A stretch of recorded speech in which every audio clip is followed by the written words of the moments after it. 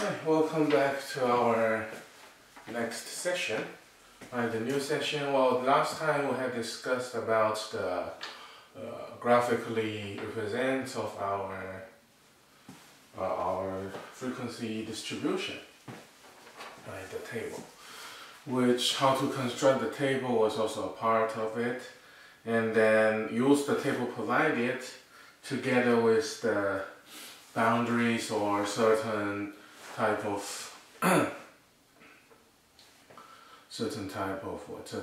frequency. Could be frequency, use relative frequency as well.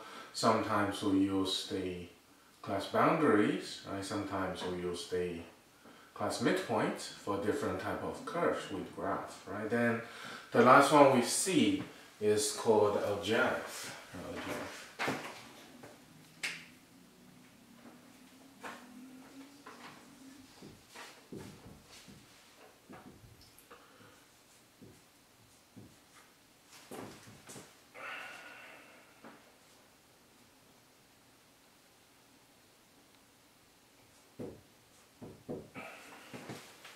Right, the Ogive is used as the previous discussed before for different type of graph.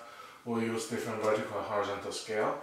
In the Ogive, we use its upper class boundaries of each class and the cumulative frequency of the classes. That's what we do. And of course, initially we're going to start with the first low class boundary to show that it starts from 0 then to the change. By adding to each class frequency, we get the cumulative frequency. Therefore, we're able to get the Ogive.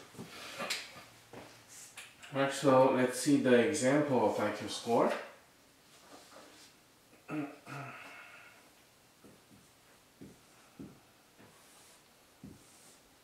Same one we had from 50, 69, the example we use. 90 to 109, 110 to 129, 130 to 149. That was the data we kept using all the way. And the frequency of this 2, 33, 35, 7 and 1 is the frequency of this data. Then in order to construct the Ogive, what we need is the class boundary still and the cumulative frequency. So class boundaries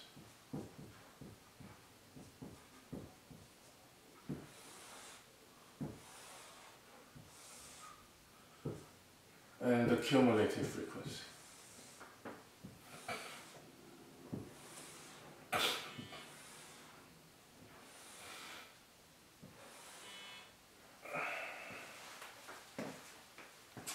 Class boundary, which is just for the lower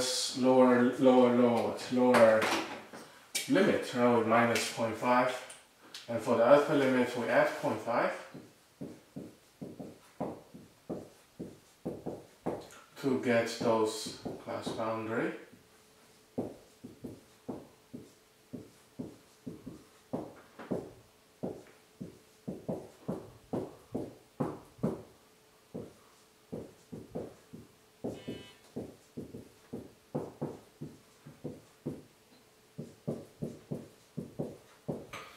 After we get the class boundaries, then use the same way we used to find the cumulative frequency. The first class has the frequency of 2, the second is overall partial sum basically.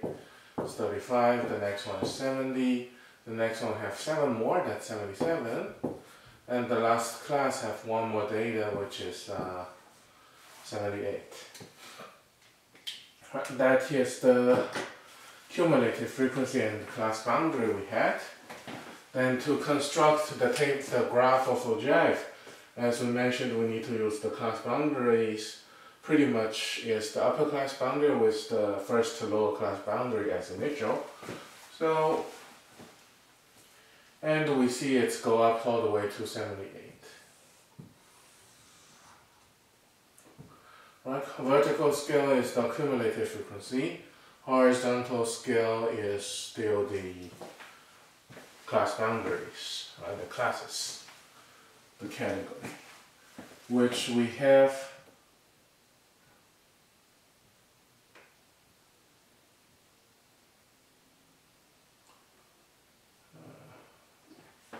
6 of them.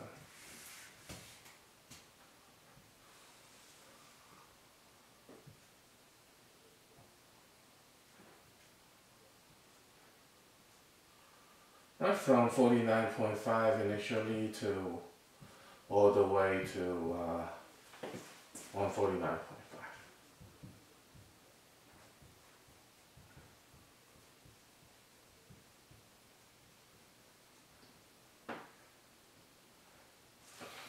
That's 6 values cutting over there, right? Then we get up to 78, so we could get 80, that's no problem.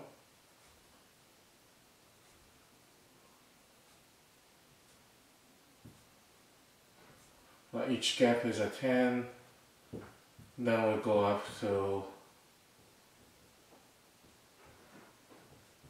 80 as the value. So roughly we can see that one is the curve, right? Then we get start from 2, or the first initial is 0, then we'll go to the upper class boundary to make it 2. Then we get to 35.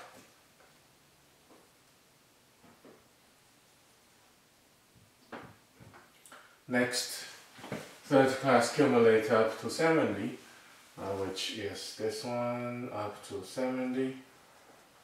Then the next class go to 77.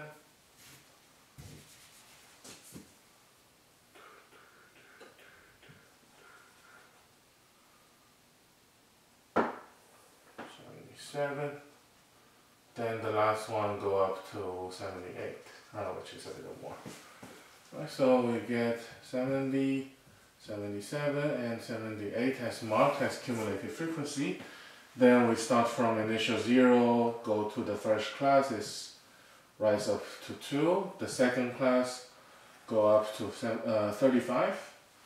The third class cumulates to 70. It should be a straight line anyway. Then the next class go to 77, and the last class go up to 78. Right, so that's the curve of Ogive, how to make it. I just double check that while we have each class upper boundary, we'll see the increase of each cumulative frequency, and the initial we're just starting from the 0 of the first initial lower boundary. Right, 649 to 69.5, we have 2 increased.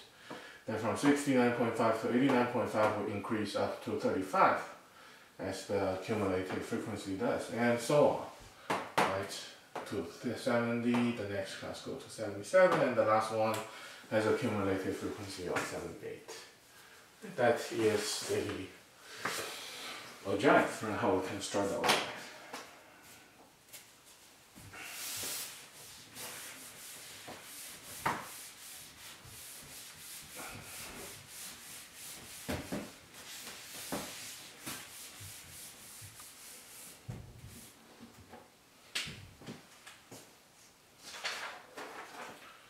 So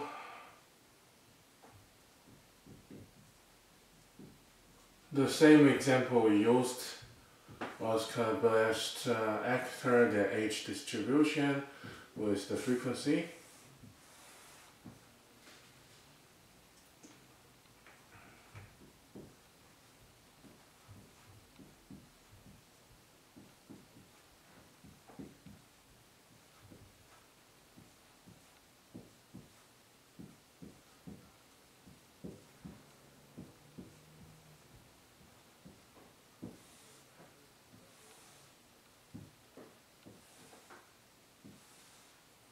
Right, that's their age and the frequency of 1, 26, 35, 13, 6 and 1.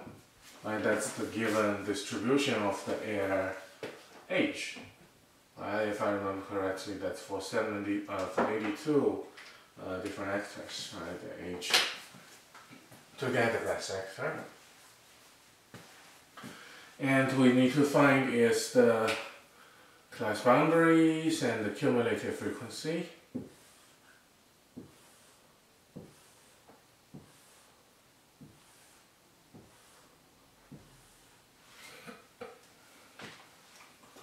The class boundary between 19.5 to 29.5, 29.5 to 39.5, and so on.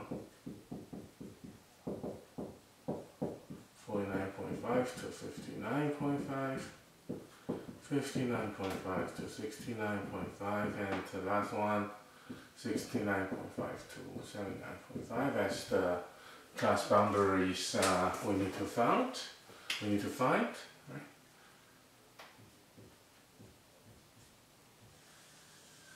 And the last column we need is the cumulative frequency, which is partial sum, in other words. Right? The first class, that's 1%, second, that's 26 more, then 35 more, right? That's 62, then 13 more, that's 75, 6 more, that's 81, the last one we get 82.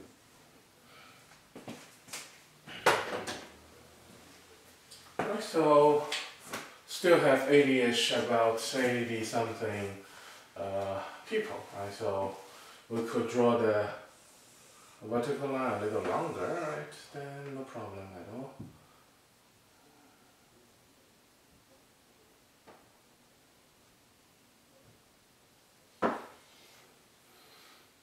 So 19.5, 29.5, 39.5,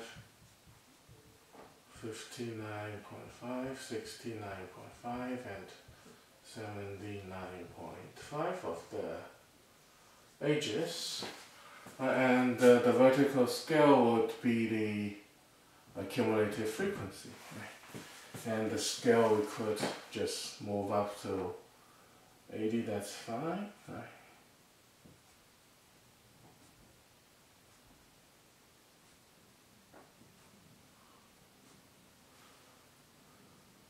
So 82 will be a little bit above, right, that we can attach 10 more to get 90.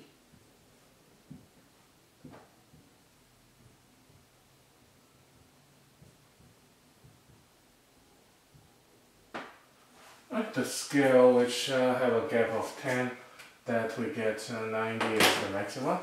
And then the first class have starting from 19.5 to 29.5, that's 1 hectare.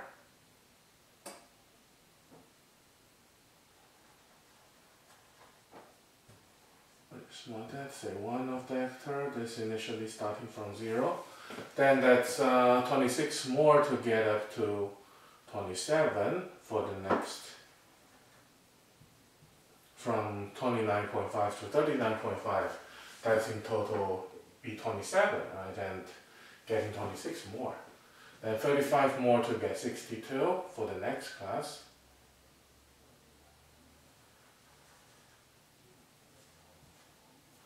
Then 13 more to up to 75 for the next class.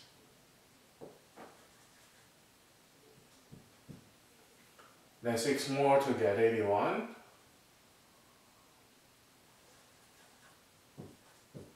Then 1 more to get 82. I just label them nicely, so even though the graph may be not that much accurate, we still have the good number or good understand what that should be. Curve or just straight line to connect each point together.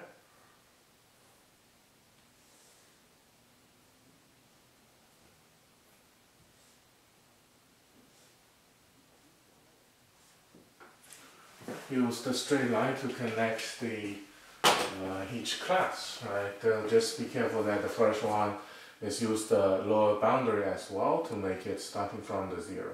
Then all the way, just use the upper bound and start together with the cumulative frequency to show that it is an increase. Right, so that thing is called ogive.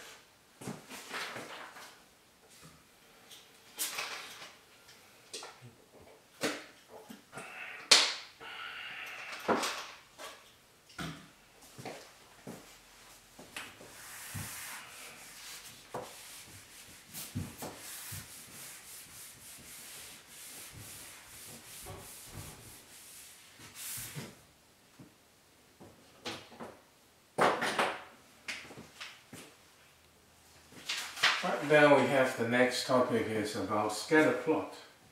Scatter plot. Scatter plot.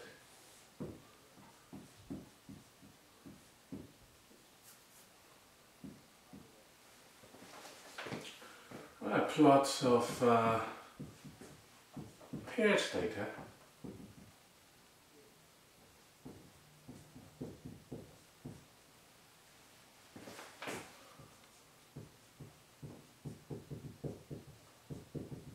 Especially quantitative data, sometimes could be qualitative, but we're focusing on the quantitative data with a horizontal x-axis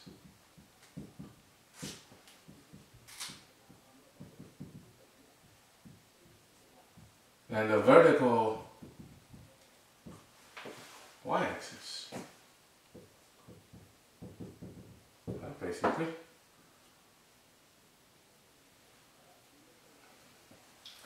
Then when we have that, we can find a pattern. Maybe there exists a pattern between x and y of the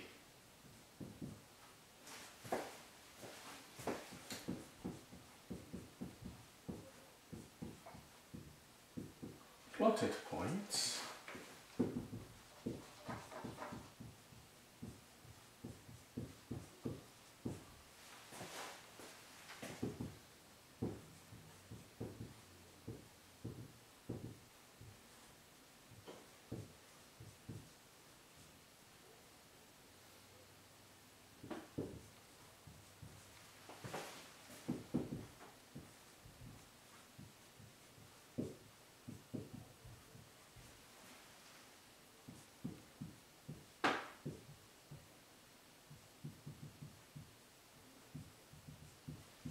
Right, whether there is a correlation between the two variables. Basically, correlation just means there are some relationship between the pairs, in other words, right? But we use the word correlation.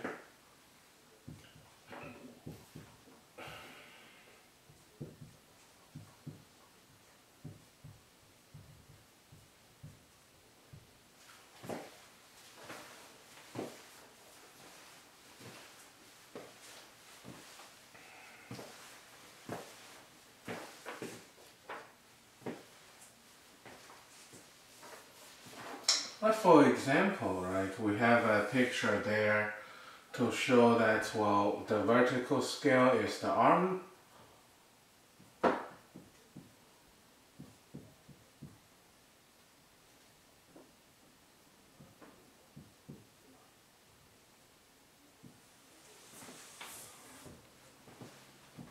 The arm circumference, and the bottom shows the waist.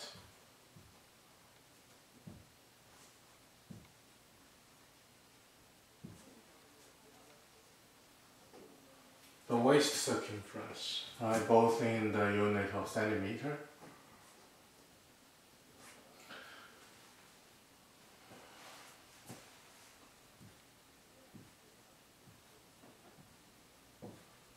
(20, 30, 40, 50 centimeters of the arm, then the waist.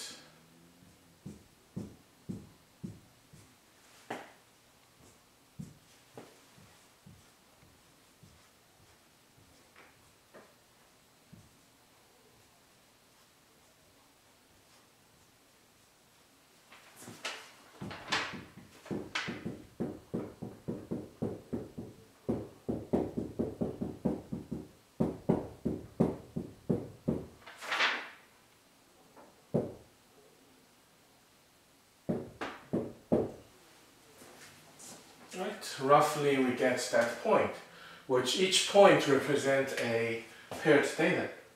Right, this data means here maybe the person's waist is about 76 centimeter and has arm circumference is about 21 centimeter. And that could be this point what it means. This point means the person has arm circumference at 40, while his or her waist is at 94.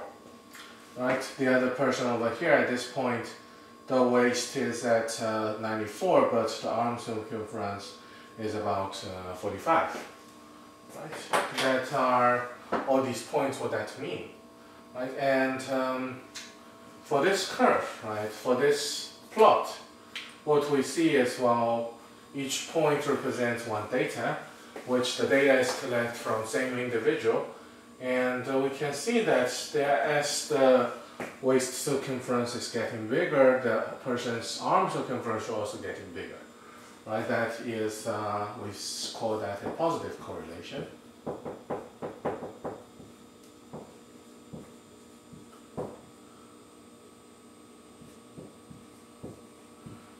Right, this has a positive correlation, or the two data, right, the waist and the arm circumference are positive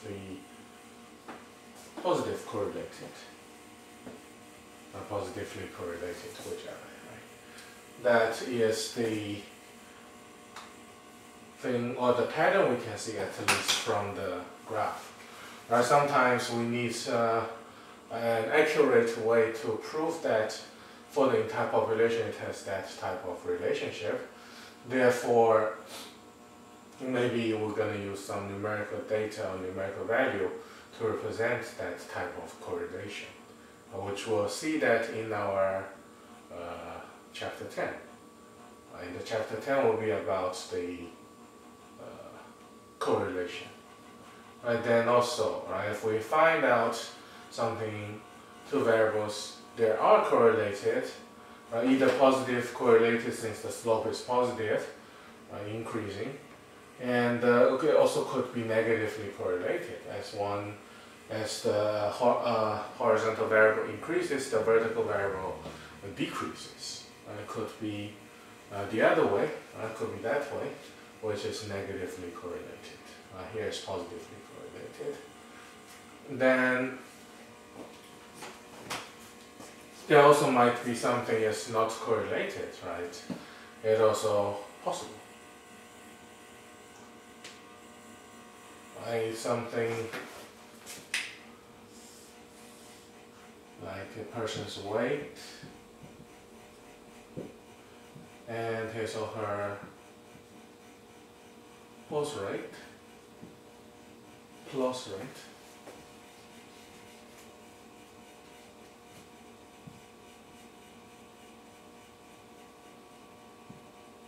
right, how many beats he can close the hands, right? The beats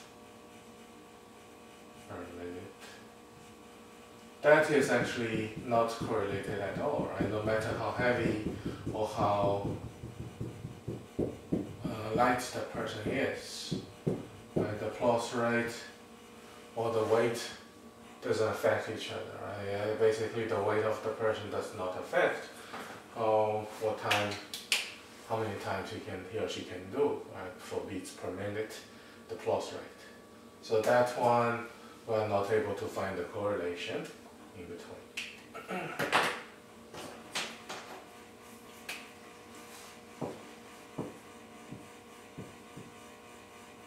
Correlation.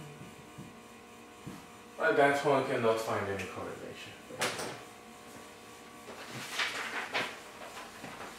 So that is a brief idea what the scatter plot is. Each point is just an x and y. And when we go to chapter 10, we'll see more detail about it. Right? How do we see if actually numerically, right, to get a proof or get an evidence about if we have the linear correlation or we do not have a linear correlation. Also, when the linear correlation exists, there should be a line could fits to the set of data, or set of sample data, then we can get the fitted line to get some idea about the population, right? Also, the limitation is within those interval of x. Out of the range, that may be not accurate anymore.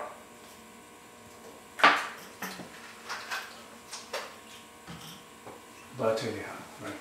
We'll see more details about this type of scatter plot in our chapter 10. We decide to jump, right, to move to chapter 3. Here is chapter 2, move to chapter 3.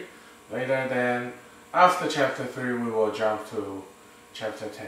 So every part of like heavy calculation part will be attached together, right? The first 3 chapters together with chapter 10. That's our first part of the course.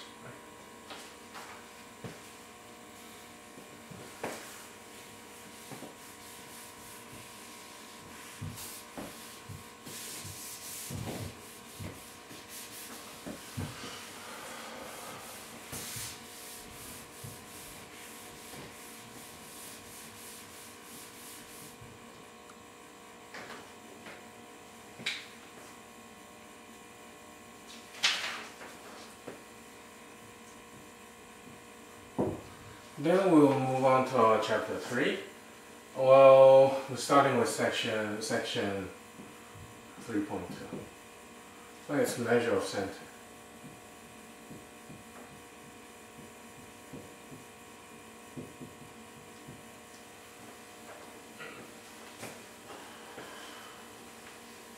Well, basically, the definition, short definition, measure of center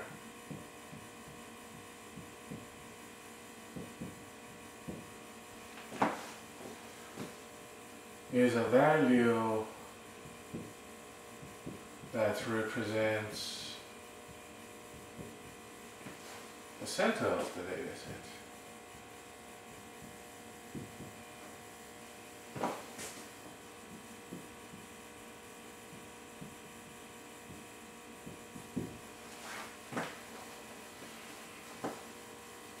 What is a measure of center is a value that represents the center of a data set.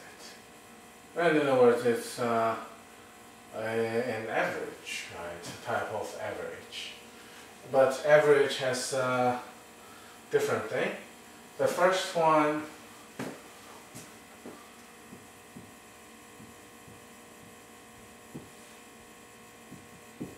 is the mean.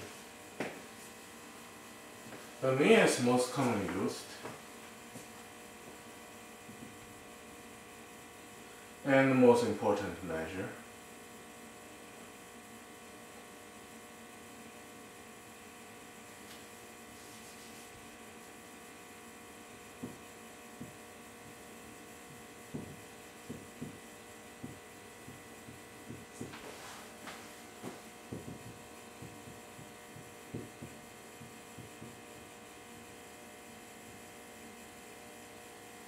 Measure.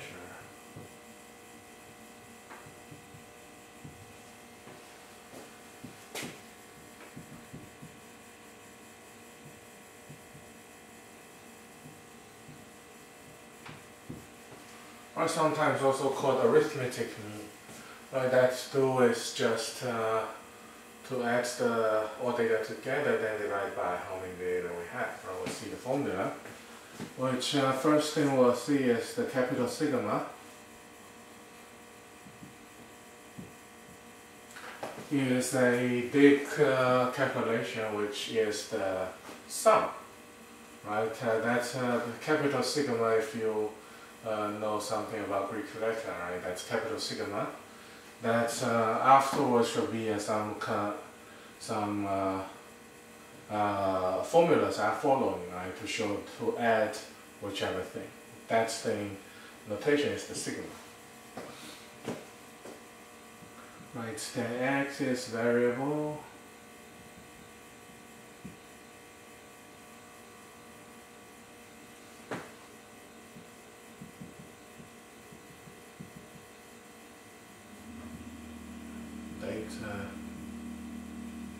from sample.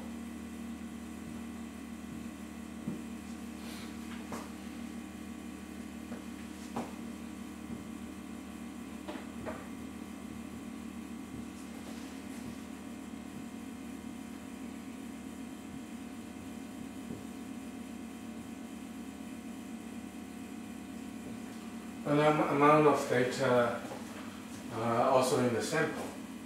Right, then the notation is x bar sample mean.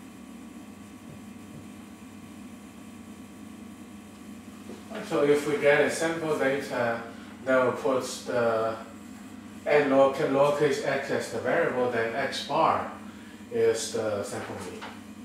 Right, then the formula how we calculate the sample mean is x bar. There should be a horizontal bar anyway. It doesn't look like because of my drawing is a little terrible. But anyway, right? It is a horizontal bar, right? X bar, small bar, equals sum of x over n. That equals sigma x over n, which is adding all the individual variable in our sample, then divided by the size. Right, similarly, for population, we get a capital X is the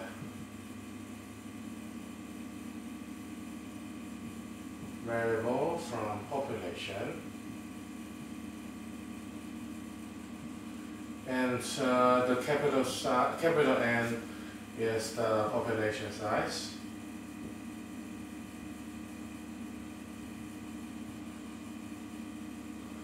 And the population mean is Greek letter mu. It looks like a English letter U, but with additional tail on the left. So it's how I write is tail, then a small u. That is called mu. And that's population mean.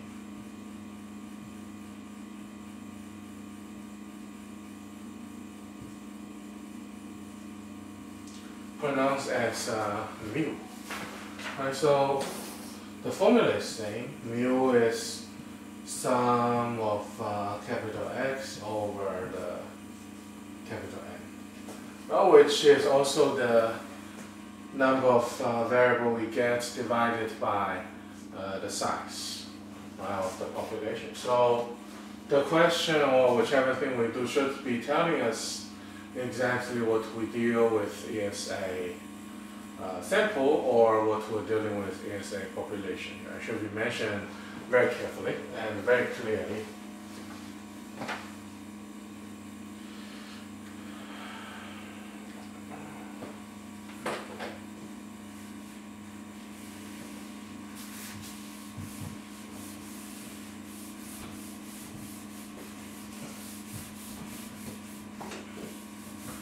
So basically, to find the mean, right, it's nothing else but just sum of x over n.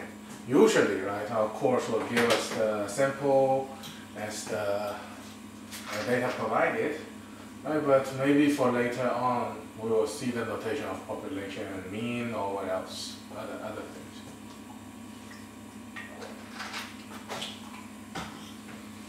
Usually given the population data.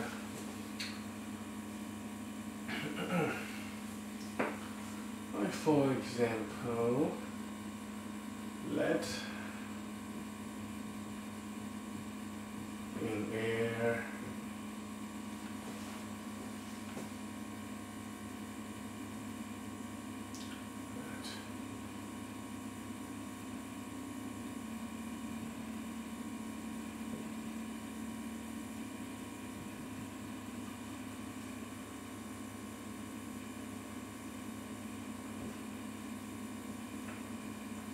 right, the concentrate of lead in air at Columbia University. Right, the unit is microgram per cubic meter.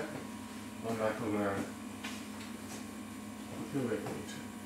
The data is given 5.4, 1.1, 0.42, 0.73, 0.48, and 1.1.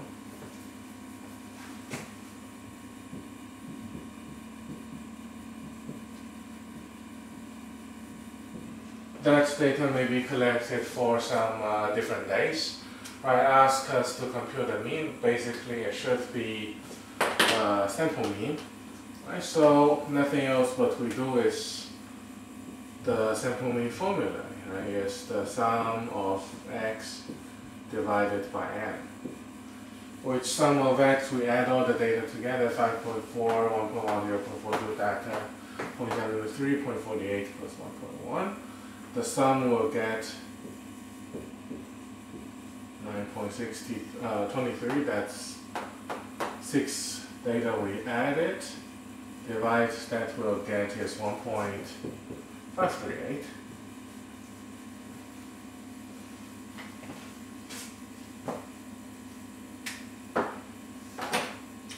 Right, that is the sample mean we do, right? That's just what we do with the formula.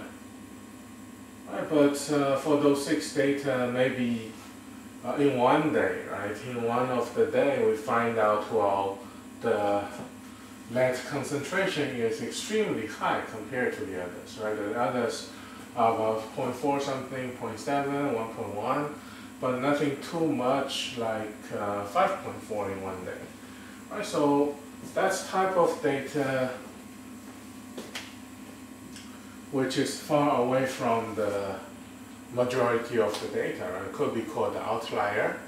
And if we try to get rid of it, right, that's nothing wrong with the data if we mark it as a true one, as a no problem one, but let's see what happens if we get rid of the outlier.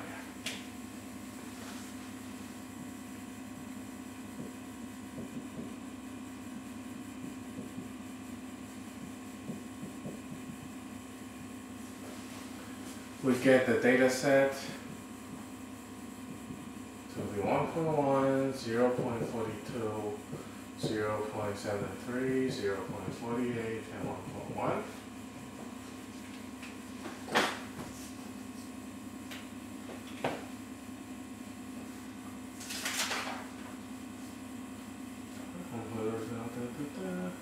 And sample mean, we calculate out that the sum of these 5 numbers, that's 3.83, divided by 5, we get 0.766. Well, which is like almost doubling, right, or half of the original one we see. So that is the average concentration without the outlier. 1.5 is the concentration with the outlier. Right, that we can see is only one outlier will affect the data that much, right, which majority of the data is below the sample mean. Of this one, like some data is above, some data is below, some data is close to the mean, it looks like good enough, right, to represent the middle. But when outlier exists, that heuristic mean usually will be above, way above than the majority of the data.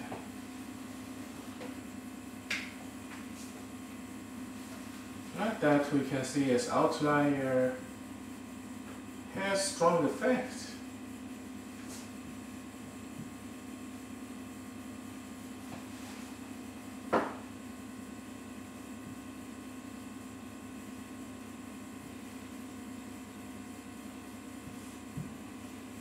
Has strong effects on it.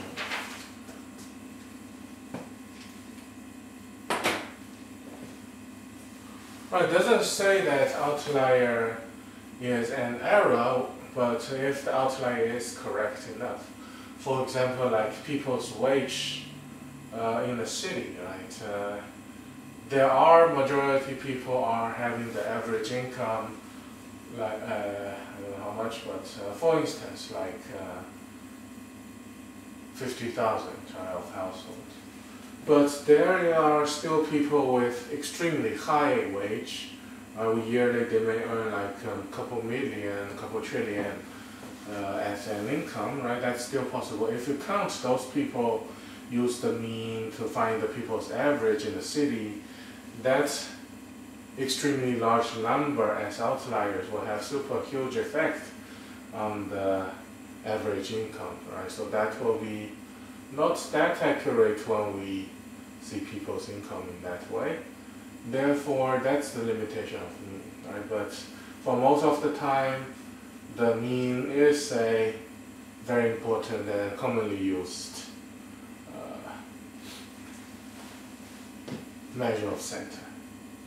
Even though that outlier can affect, we do not have to remove the outlier, right? Since that is a true data, right, being collected. It doesn't mean we have to remove the outlier every time. Might just keep that in our calculation is fine.